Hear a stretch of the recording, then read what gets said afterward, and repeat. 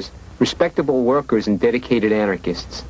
They were attempting to dispose of some anarchist leaflets when they were arrested on a charge of armed robbery and murder. Their names were Nicola Sacco and Bartolomeo Vanzetti. Oh, Sacco Vanzetti, oh, Sacco Vanzetti, Sacco, Sacco Vanzetti, I just want to sing your name. The state's evidence was flimsy, and the witnesses for the prosecution gave confused and contradictory testimony. Sacco and Vanzetti proclaimed their innocence, but they were convicted and sentenced to death. Appeal after appeal was denied. The case became an international cause.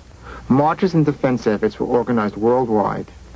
But on August 23, 1927, the state of Massachusetts, which had condemned Sacco and Vanzetti as violent and dangerous men, mobilized 500 heavily armed policemen to suppress protests and electrocuted the two Boston anarchists.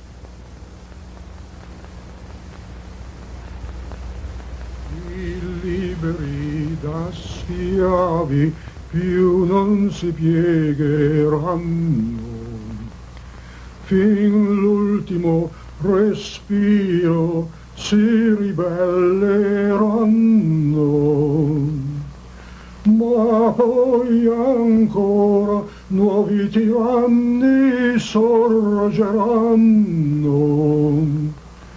finché nel mondo dittatori vivranno.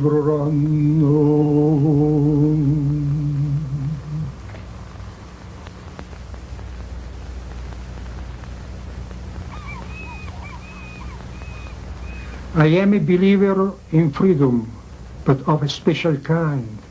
I am an anarchist, and we anarchists believe in freedom from the state, from religion, from all authority. Everybody gets so used to obey some authority or other that they come to think that without the government they cannot live. And when they hear the anarchists saying that you must be the ruler of yourself, you must be the master of yourself, you must be able to organize your own life without the authority of the government, they think that the anarchists are crazy, and naturally they get scared, getting the notion that without the shepherd to lead the sheep, it would be chaos, confusion, anarchy. You just described the reality, how the state has kind of grown to be this monster. And you've been an anarchist, you deserted the army, 64 years old. You mentioned before that they're the last of a generation of anarchists. And what's your feeling about that? Do you feel like you represent the kind of generation of anarchism and radicalism that's gone? Oh no, anarchism will always be the same. There might be variation between one anarchist and the other anarchist according to the generation in which they live. But the principle is there. What about your generation of anarchists? Our generation of is all dead, but not the principle. The principle that we had 3 generations ago is the same. They are the same principle today.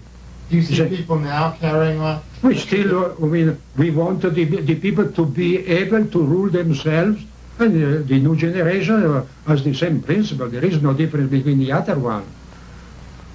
The only thing that our generation was a generation of hungry people, hungry working people, peasant, hungry worker. Why now today, even the working people, in the at least in the industrial cities, in the industrial nation, they live better than the bourgeois of our generation were living.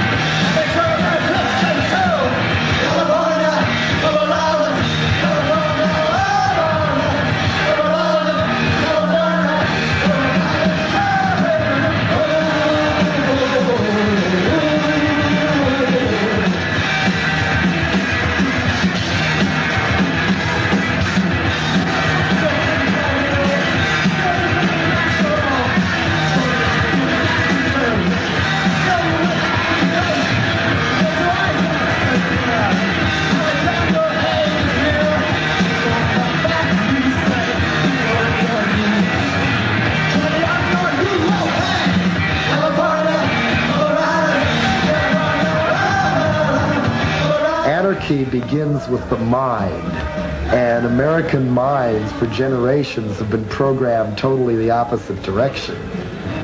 Well, okay, the film we're doing, at least at this point, is called Anarchism in America. Now, where do you think you fit into this film?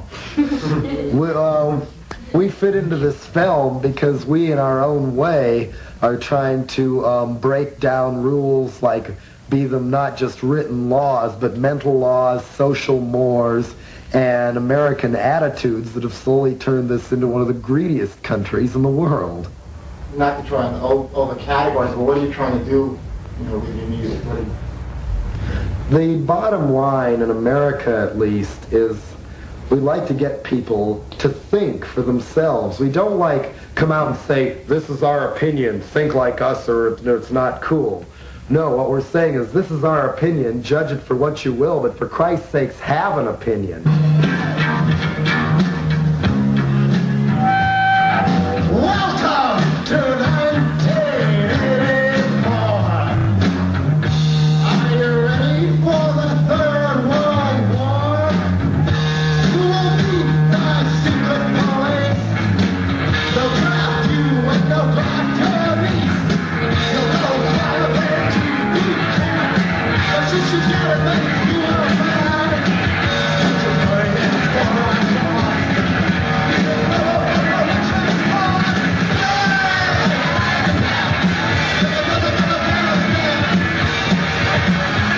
Anarchy in this country is going to be very, very hard to make it work. It'll take really long after we're all dead.